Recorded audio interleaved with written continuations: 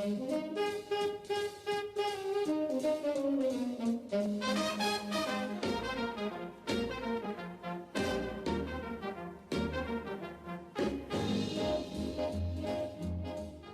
name is Carol Jean Huenselaar, maiden name.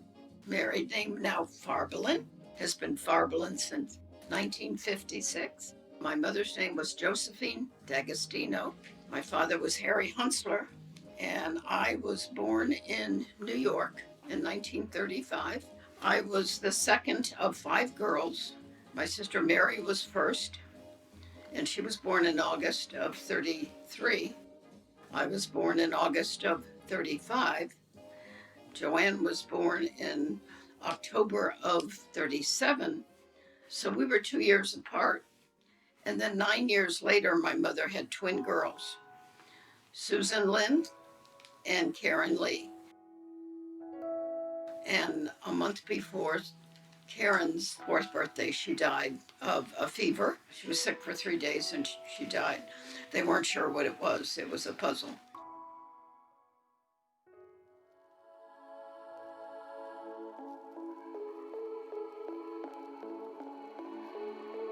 I was born in Astoria. I went to St. Catherine's of Siena Catholic School. I went 6 years to school there. I was 11 or 12 when we moved to Michigan. And then I went from this strict Catholic school that I liked, but that's all we knew. They weren't mean. Most of them were lovely people. I had favorites, of course, but it was a strict Catholic school, St. Catherine of Siena. And then we go to Michigan, and we're thrown into a public school going, oh my God, they're so noisy. We couldn't talk in the halls to each other. It was, when you're walking from class to class, you don't make a fool out of yourself. If you do, you will be corrected. They don't pull you out of line. They just, we do this quietly. And one thing that happened in Catholic school, I was in Michigan, that was really, really, really neat. On the second floor of this high school, there was a chapel, and the priests in the auditorium on the first floor, way in the back, they had an altar, and that was closed except when they said mass, so it was just a stage. So when they wanted to say mass, they just opened that. Well, he went to get the communion, and it was time for him to get it from there in the tabernacle, and he would walk from that first floor up a staircase to the chapel where he was saying mass that day. And if you heard the bells ring, not the school bell, but the chimes, everyone, wherever they were, just dropped. You went down and no talking, for sure no talking. The host was going by, and it was very strange. It was like saying good morning to the Eucharist. And no one thought anything. Then you go from that to a public schools where they're all talking, very noisy. And no one tells them to be quiet because that's not a rule in that school. And because we couldn't get into a Catholic school. So it wasn't until high school? I was still in grade school. Okay. When we moved. Okay. So Dominican high school, that was when you went? That was when I went to high school. To Catholic high school, yeah. And there are very funny stories about school. The nuns? One nun fell into a waste paper basket. Her hips were this big, and no one really liked her. She was tiny, and she was very strict, and she had this stern face. She backed up in the classroom. She fell literally with her legs kind of doing this. And somebody finally helped her out. She literally fell into it. Her skinny ass went into it. She's kicking her little feet. We thought, well, we could leave her there for a while. There were a lot of stories at school. And all of my sisters went there. So the Huenselaar name was, 4 girls, 4 Huenselaars going through. It was called Dominican High School, taught by Adrian Dominican nuns. Their mother house was Adrian, Michigan, up north somewhere from Detroit. And the one that I liked the best, my English nun, the name was Hoenselaar, which is Dutch. And she called me Carol Hassenpfeffer. And that made me laugh every time she said it. She said, I know it's whatever, but Carol Hassenpfeffer, we need to hear from you today. And that was something my father got a kick out of when he heard it. I said, I'm Hassenpfeffer. But she did that, and she was young. Yeah. And then we had one that was Sister Marie Loretta. And Sister Marie Loretta came from very wealthy parents that she was a little bit of a snob, even as a nun, because they're still human.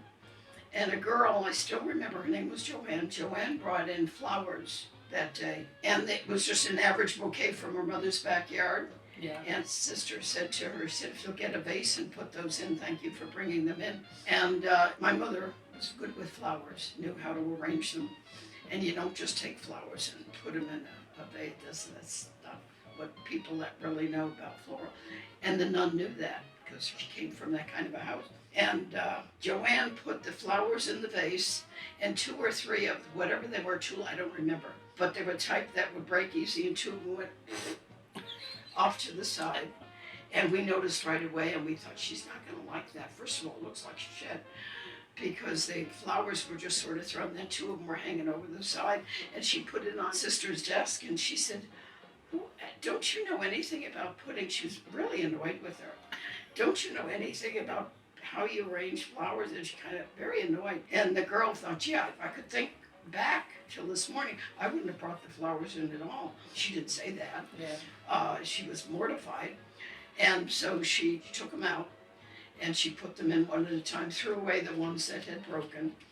And we're trying not to laugh in the class because it really was kind of hysterical. But she was snobby about, this is how the correct way you put flowers in a vase. So they all had personalities, and we had all these girls and one priest. Good thing he was unattractive. He really was not attractive at all.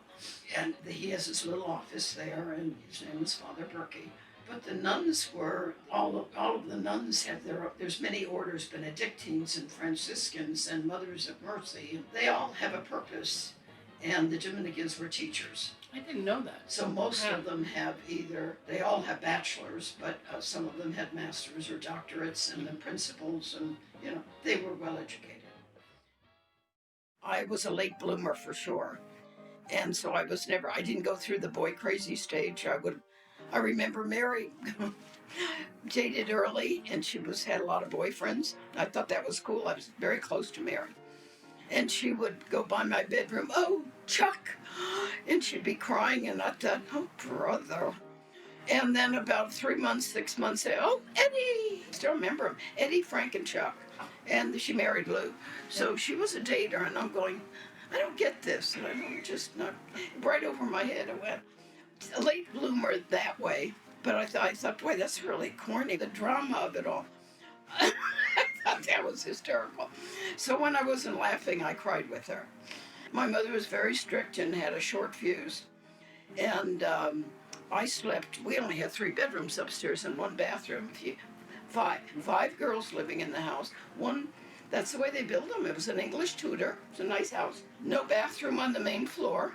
Living room, dining room, kitchen, little porch. Nice big backyard. 1 bathroom on the bedroom level. And in the basement, whoever bought the house first before us put in a junky toilet that none of us liked. It kind of ew. We didn't like going in it was a basement.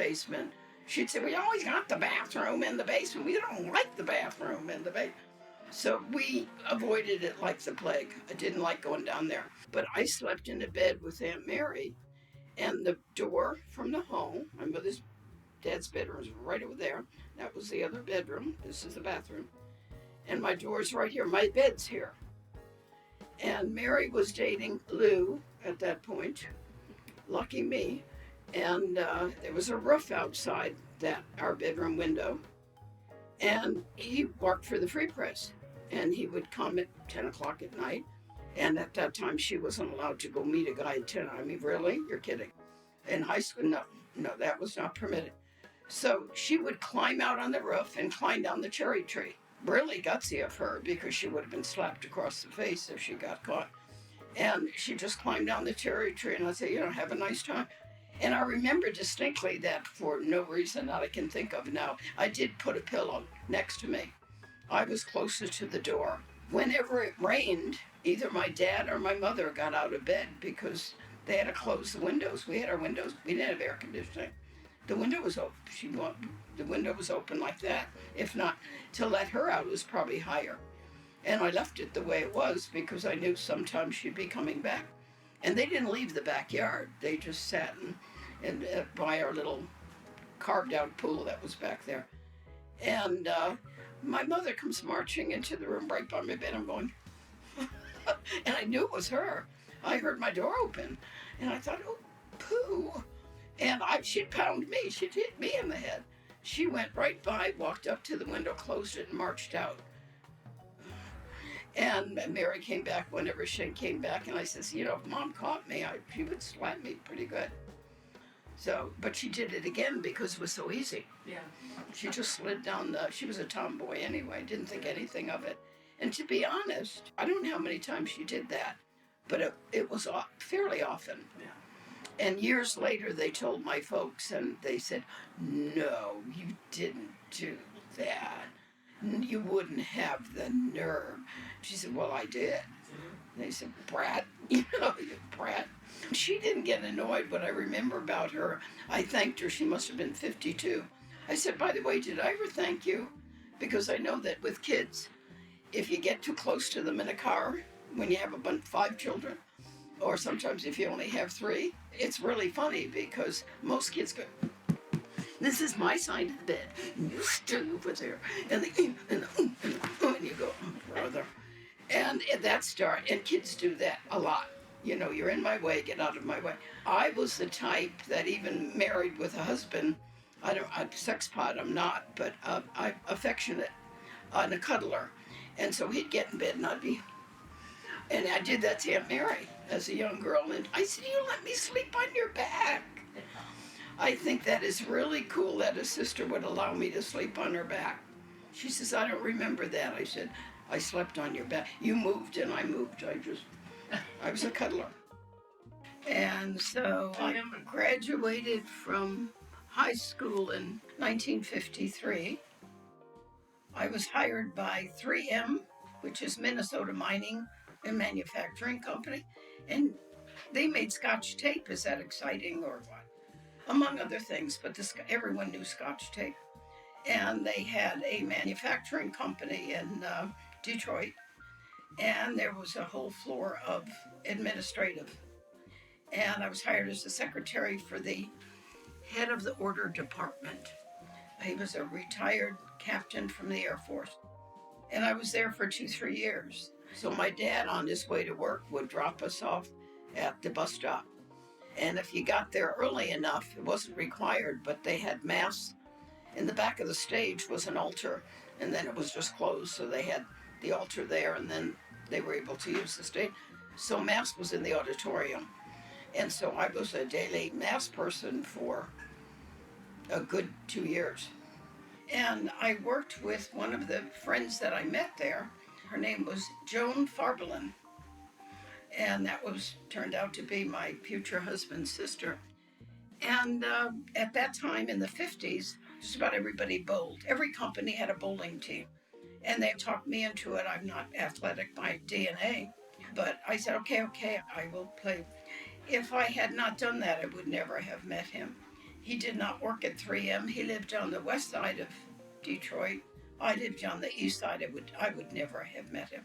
And so we were there. I was there one night playing, and it was winter, and I know that because I had a coat on. And I took the coat off and did my bowling part.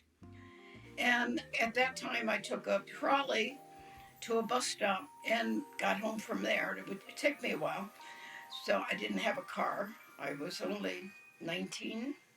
And so the game is over, the bowling game is over, and I reached for my coat, and my purse wasn't under it.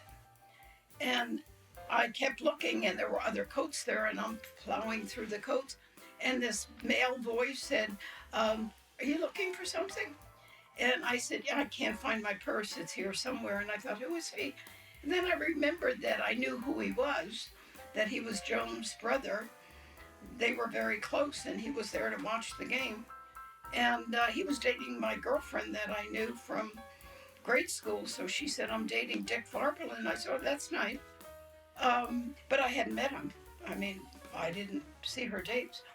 And he said, I don't know where it is, but I'll help you look for it.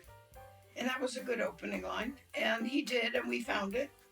And we chatted for a minute. I said, I know who you are. You're dating my girlfriend, and you're Joan's brother. And so we chatted for just a few minutes. I wanted to catch a trolley and get home before it got dark. And he said, "Could I give you a ride home?" Well, I was brought up in such a way that I don't even know this guy. I'm not getting in a car with someone I don't know. This isn't 2020. This is 1950. It was automatic for me to say, "Well, thank you very much, but I'm all set." And so I didn't, but he got my number from Joan and called. And so he wasn't going steady with Betty. It was someone that he dated, yeah. And by that time, she fell in love and married someone else anyway. So that was our first date, and it was dinner. And I thought he was very nice, but I didn't know him. Well, and didn't you say again? So you were 5 years apart, whatever. But I know you 6. 6 years apart. Okay. And Dad at one point said he was a ballroom dancer, and that was he doing that when you met him? Yeah, he worked for Robert Morgan. Okay. In Michigan. Okay. And that was just, his mother really couldn't afford college, but he was a really good student. He went to Cass Tech, which is very well known in Michigan, a really good tech, like Georgia Tech. And she really couldn't afford. He's the first one that went to college. They couldn't afford that. So he worked all through college. And when we dated, my father soon called him professor. And he looked a little bit like his father, actually. My folks did not have a table and chairs in their kitchen. They had a built-in booth with a table in the middle. And he would come over.